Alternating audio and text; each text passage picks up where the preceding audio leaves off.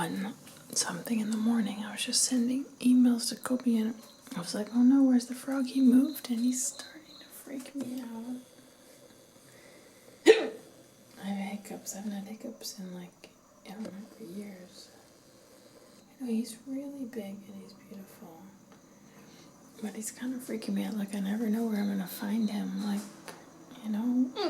what is he going to be next to my pots or, in the toilet? I don't know.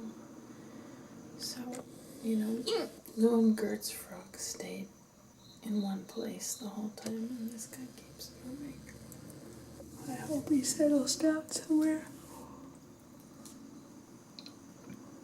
predictable, and I hope he doesn't go next door, because I'm kind of scared to think what they're going to do to him. If he just continues up this wall, then he'll be next door. Wow, I have such strong hiccups. I'm going to bed. Go be night. Started talking about our 5-year goals, and it's really exciting. I love him so much. His goals are my goals. I mean, we did them separately, and they're so much the same. It's wonderful. I'll share with you tomorrow.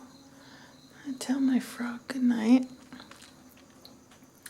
and hopefully can go to sleep. I napped a really long nap this evening.